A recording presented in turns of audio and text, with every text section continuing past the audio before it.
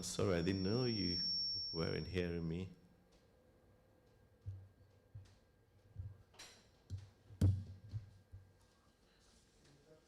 Hello? Okay, hello, good evening, and welcome to our Thursday Louise Hay Self-Healing class. This is First Center for Spiritual Living, and we are so happy to have all of you here. We are at 204 West 84th Street. Today has been very, very good, cool, and calm, and peaceful at the center. And you know, it's always very good to have you all on the call with us, and we are happy that you're all here. Hello, good evening, Reverend Judith. Okay, I just cited you. May I invite you to do the opening affirmative prayer, Reverend Judith?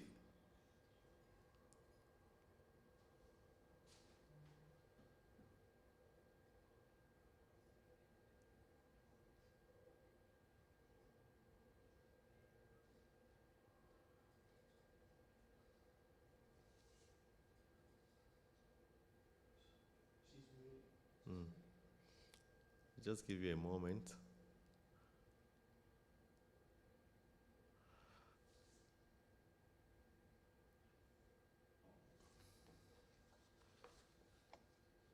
Am I muted? Yes, you are. Okay. Oh, I can unmute myself. Hold on. We can hear you. You muted yourself again. What about now? Yes, we can hear you loud and clear. Okay, then let's just start with our spiritual mind treatment.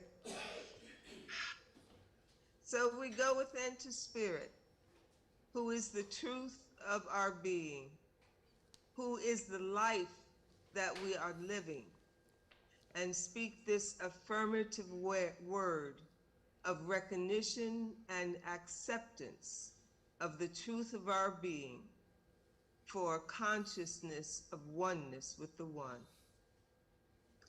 There is but one power, one presence, one infinite intelligence that is absolute good, and that is God. It is all there is nothing else.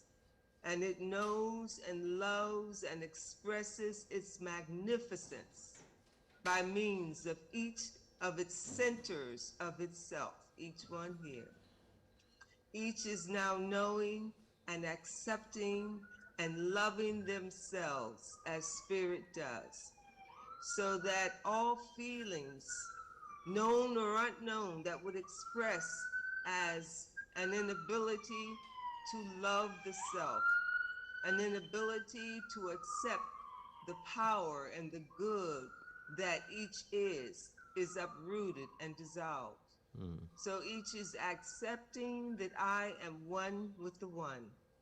All the power that it has, all the love that it has, all the intelligence, all the good that it has is mine.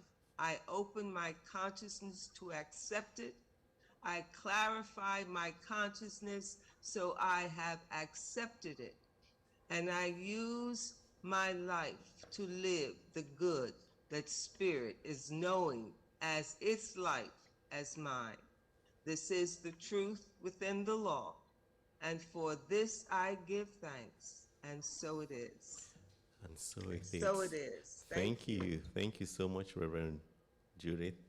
I'd like to invite Anthony Jackson for a reading. Anthony Jackson.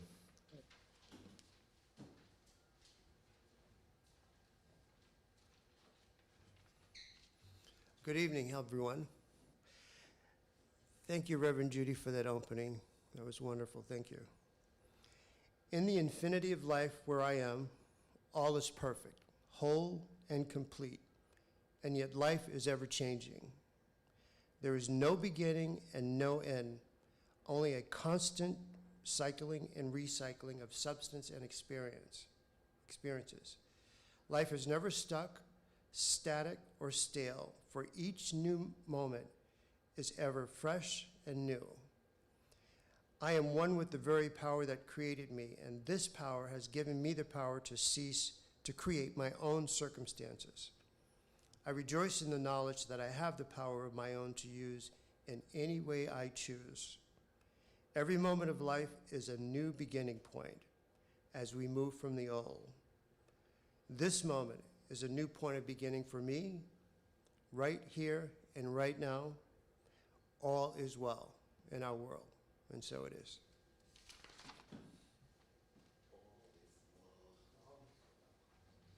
Yeah, all is well and always well.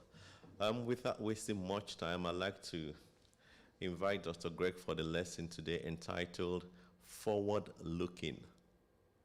Dr. Greg.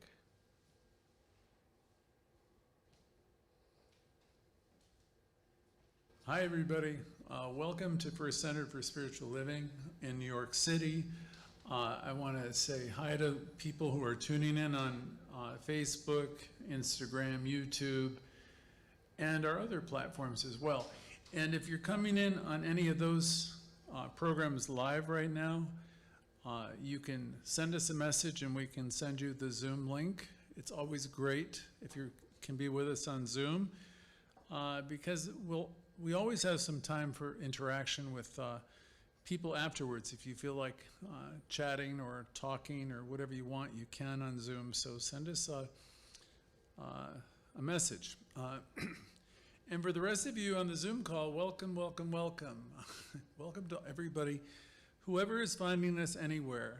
I'm saying lately, if you find us a month from now and you hear a broadcast of tonight's lesson, say a few weeks from now, you can always send us a message, and we can always, if you send your contact information, we can send you a weekly e-letter, a note. It gives you some spiritual gems and some tools, and then we're able to stay better in touch with you. Tonight's lesson, it's really the 37th lesson in a series, is about life moving forward and how it moves forward. And those of us who are really involved in the teaching know that life is ever expanding by means of us, and we'll explain a little bit more about that. The universe, spirit, life itself never tarries with yesterday. It really, all the creative process really doesn't have much to do with what has happened before. It's really all about what's happening in consciousness right now. Louise Hay is someone that I have been admiring and teaching her material since the book came out in 1984. That's the book, You Can Heal Your Life. And I've been doing workshops and classes practically every week since 1986 or 7 myself. Louise was doing workshops and teaching her important message all over the world, really. She studied right here at our center. We formerly were known as First Church of Religious Science. Presently, we're known as First Center for Spiritual Living in New York. But it is the very same place, and this is where Louise studied and learned about metaphysics and learned about self-healing. And really, she took a lot of the same courses that we teach here today. In one of her lessons, I recall her, it was like a workshop lesson. I recall her making a point in a question and answer. And she asked of that particular group, would you go into your garbage can to make tonight's meal? And obviously, no one would. They're kind of like, what kind of question is that? No, you're not going to go into the garbage to make tonight's meal, right? You're going to go get the freshest ingredients you can and attempt to make something wonderful and delicious. And another question she asked, do you dig into yesterday's mental garbage to create today's experience? And I certainly hope you don't. And what would the point? Why would she be asking that question? Are you digging into all your past stuff to create today's experience? Well, I hope I'm not, but the fact of the matter is, most of us are doing that exactly. It's our past, which is totally useless to us, that's creating our present. So she asked these questions to point out that all this mental debris, this stuff of our personal history. We used to play with the word history, meaning his story. So I've got all this stuff inside of me that really gets in the way of experiencing a beautiful, wonderful present. And I think that's true for just about everybody in varying degrees. And all of this stuff, landmark education used to call it the racket, the belief system, we call it BS, baloney slices. We have a lot of stuff that prevents us from being as alive as we could be and as free as we want to be, and it can prevent us from moving forward dynamically. I don't know anybody in my life. I was thinking about it as I was preparing this lesson and going over my notes. I don't know anybody who hasn't suffered in some way. Some kind of loss. Maybe there was something that happened in a relationship. Possibly there was a betrayal that deeply impacted you and really impacts the way you view relationships. I mean, we've all been through a bit, right?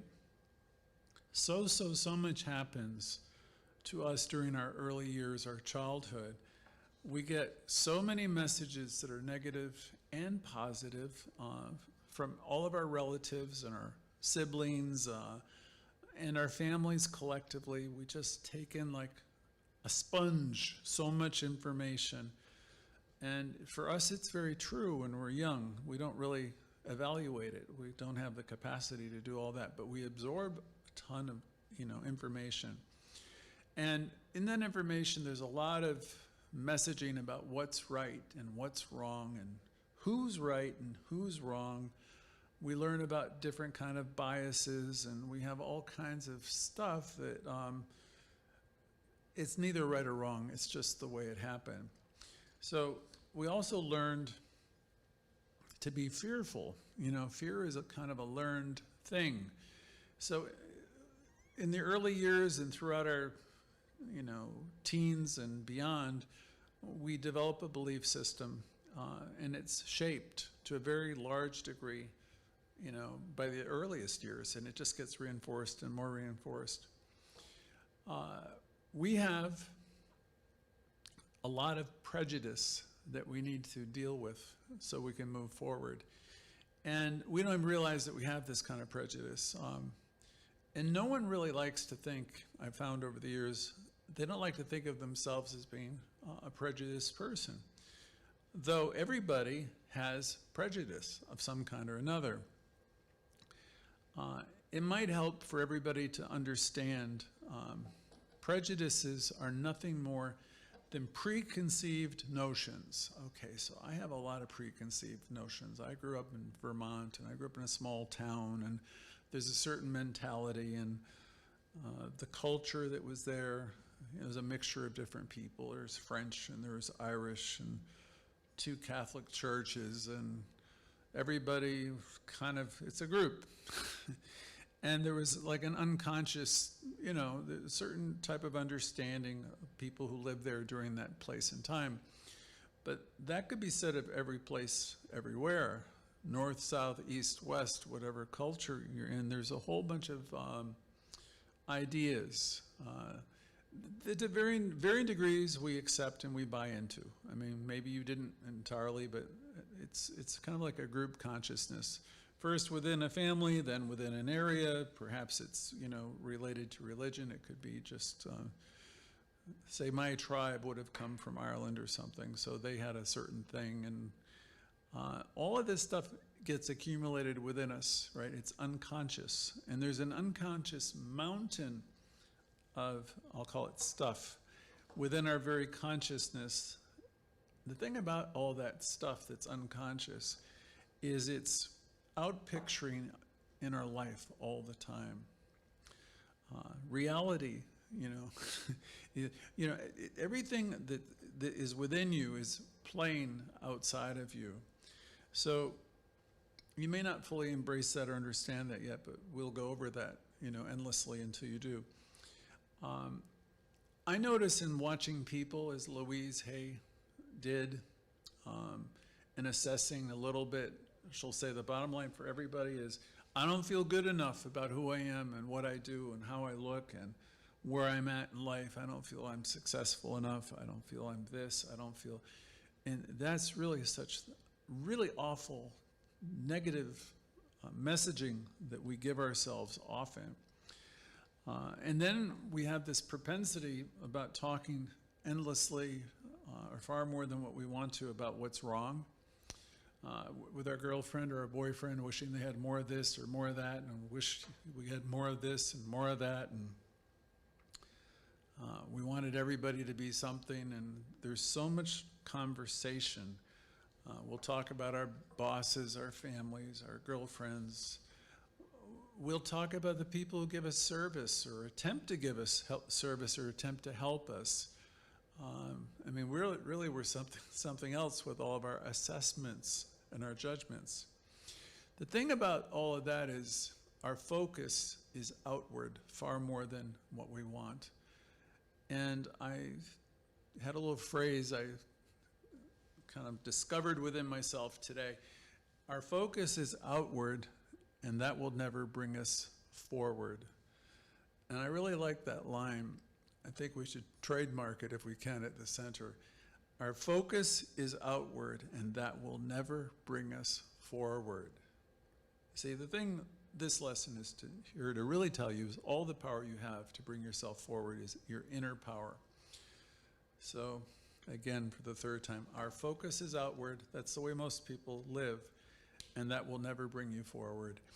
If you just think about how much time we spend talking about the things that we talk about, a big proportion of it is about what other people are doing, what's wrong, how things are changing, and it's kind of like, it seems to be the way that most of the world does it, unless you're a practicing religious scientist or you're a practitioner, because you're there looking to see the good and talk about the good, and you become the lifter, you become the people who are lifting the whole darn group up, because you really are not going to go there. But sadly, most people are living out their prejudices, and they're incapable of being in truly new moments. So the challenge is to be free of the debris of the past so you can be in a new moment and have what's called a holy moment, to get to a place where you can realize that everything is really good right here and right now. It's a very wise person that learns to language their experience around the idea of what they are creating. There's a very wonderful woman in South Florida who had a very wonderful group, and that was her great lesson to me. She would always ask in the group, well, what are you creating this to be? And that, if you can really grapple with that whole question, it's really going to bring you forward spiritually. What am I creating this to be, or this person, or this situation to be? If you can learn to language that way, you're going to empower yourself and bring yourself forward, eons. It's just really an incredible way to think. Because most of the masses are talking about what people are doing and what's happened to them and so on and so forth. It's kind of like a bit of the blame game, and it's a cop-out for taking responsibility for your own life. Louise Hay said in numerous things that she wrote, each of us are 100% responsible for all of our life experience. And I remember many, many years ago, nobody liked hearing that. No one. I remember having students who say, I'm not responsible for this, I'm not responsible for that, I'm not responsible. But the fact of the matter is we draw to us always the perfect people who are teaching us the perfect lessons, and it's all happening for you, and nothing is happening to you. It's a big spiritual jump to get to that place of understanding, but once you get there, really things start to quicken for you, and you will move forward, quicker than you can imagine.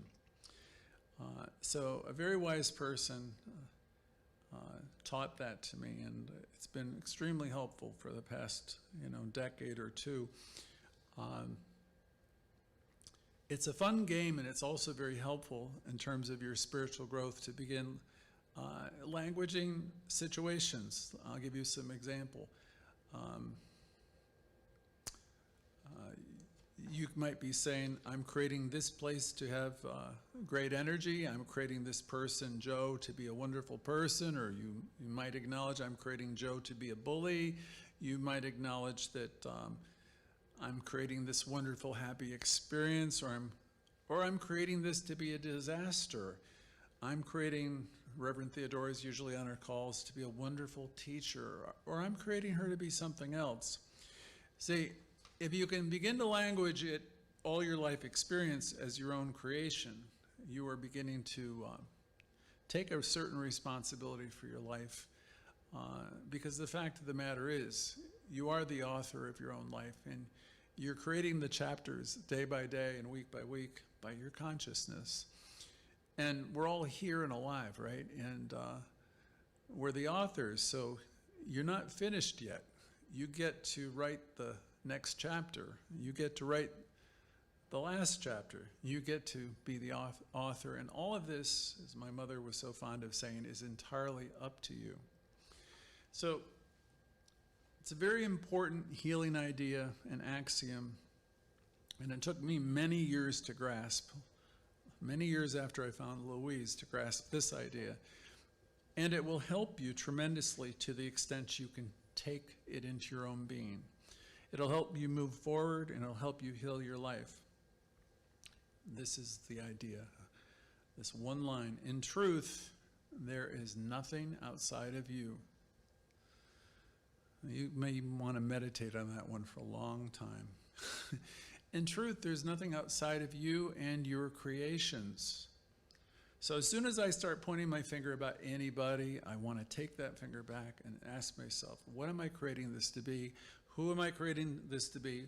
What, if I'm attributing this as bad and this is good, understand all of life is your creation, at least in your world. So in truth, there is nothing outside of me. You have the power to name things and create things to be whatever you want them to be. I'd love to refer everybody tonight to look up Ella Wheeler Wilcox' poem, which is so instructive on this subject, which is, I believe it's entitled The Conversation. So you can meditate on that poem. It starts out, if I recall, God and I in space alone with nothing else in view. And read it and meditate upon it. And it reinforces the idea presented. In truth, there's nothing outside of you, and everything in your world is a reflection of your creation. And we want to become mindful to drop the rock, drop the stuff, drop the baloney, drop the racket, and so we can be in a new moment. So we can really leapfrog and jump and torpedo forward.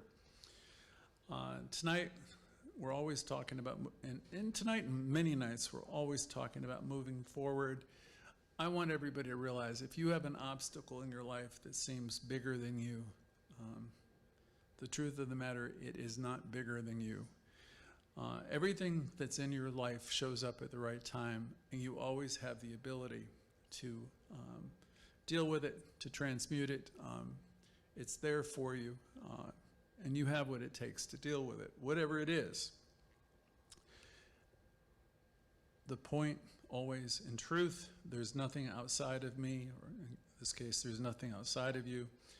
And as you learn to heal your life, you're going to come to understand that each of you are an individualization of God life. You are creative sparks within the mind of this same individual. This divinity, you are an individuality of it, of spirit. And as you begin to work with these empowering ideas, you're going to realize more and more that the universe is responding to you and always responding to you affirmatively. And as you begin to understand more and more that you are creating everything, then you'll want to pay closer attention to what your inner conversation is, what we call the inner dialogue every week.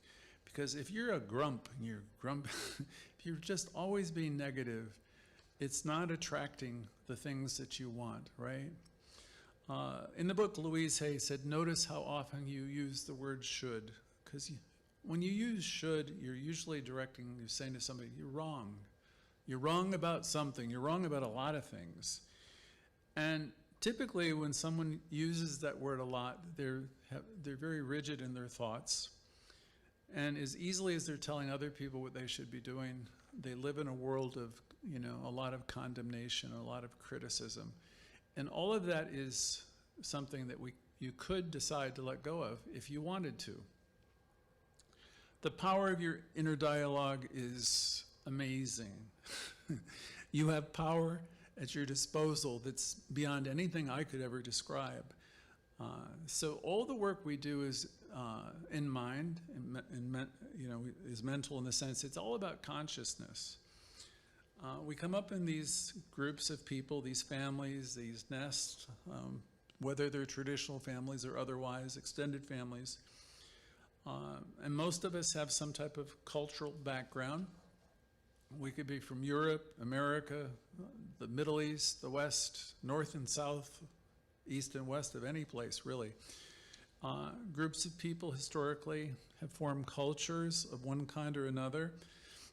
Within these groups, there's always going to be a few people with new ideas.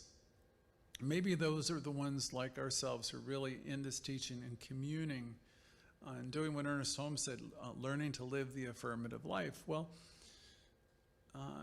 ideas come to them because you're kind of like a little bit, your head is, you're like the crest of the wave. You're able to see a bit more. And people who are living the life and staying plugged into these classes, there's a quickening of understanding, and you'll realize you're creating your own life and you're creating everyone to be something or another. So you're learning how to use the power that Dr. Holmes used to speak of. You're learning to know that there's power and how to use it. And you're learning to drop the conversations about other people and say, oh my goodness, I'm creating this person to be this or that. And you're going to develop an awareness and a sense, and you're going to know things, and you're going to know that you're going to know them because you're living and you're communing with this life, which Spirit is always informing you if you're paying attention. You will be able to see things that your average person does not see and they do not understand. You heard before, the kingdom of God is at hand. It's here, and all of the gifts and all the wisdom and all of the things that you're looking for are available to you as you're able to open up your eyes more and awaken. Each of us, again, are points of awareness in this process. I remember Ken Kai's in the story of the 100 monkeys. It was a story about consciousness reaching a collective point where everybody knows. And that's another talk, and it's a great book to read, though. The individual work that I'm doing, that you're doing on yourself, and that we're doing in this center every week is incredibly important. Because as we gain awareness, then our behavior changes, because the jig is up. It just there's no payoff for doing some of the things we've done before. So as we lift our consciousness and we gain awareness, we start changing our behavior. And the very person that you are and the consciousness that you have will spread to people within your own community, in your own group. It won't be necessarily about the words that you say, it'll be the life that you're living. And anytime that happens in any group, when people start to be lifted up, it gets to a point of critical mass in the world. It kind of goes viral, and it's commonly known everywhere. That's pretty much what's happening in the world now. There's a greater number of people who understand the teaching. I mean, there's a huge number that don't have a clue, but there's more and more of us who are plugged into this now than ever before. Some of our students on the call tonight, I can see you have been doing this work for a long, long time, and we stay plugged in. We say we remember and we forget. Yeah, we're human, we forget, but a lot of us are really committed to living this life and staying plugged in and living what's called the affirmative life. Wherever you have been, any of you though, wherever you've been and wherever you are now, and whoever's hearing this call anywhere now or watching the video, you're in the perfect place. And no matter how awful it might seem, you might say, God, they don't understand me. The fact of the matter is we have a pretty good understanding because most of us have been through quite a bit. But wherever it is, it's perfect, and it's the perfect place to begin. And the thing to know is you're going to be amazed before you're halfway through. Reverend Ike used to say you just can't lose with the stuff we use, and it's true. This will work for anybody who really wants to change and wants to consciously evolve.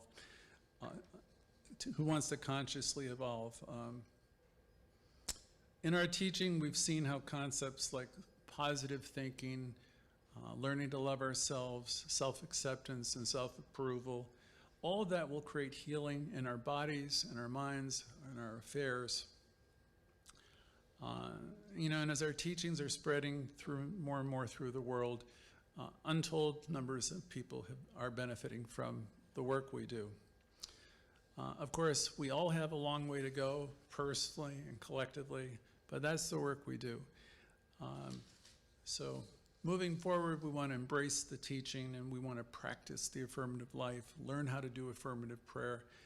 Please join in our calls weekly, ask your friends, like us, support us, but most of all, it's our pleasure to welcome you into the community. Send Jimmy requests to be on the e-letter. You can become a virtual member also now. We have a virtual membership that's growing. There's a form, and he can tell you how to do that. And after every lesson, if you're on the Zoom call, we will have a time for you to share what your week has been like. If you want to share, we love hearing from you. So we'll take a break and see you at the other end of the lesson. Thank you.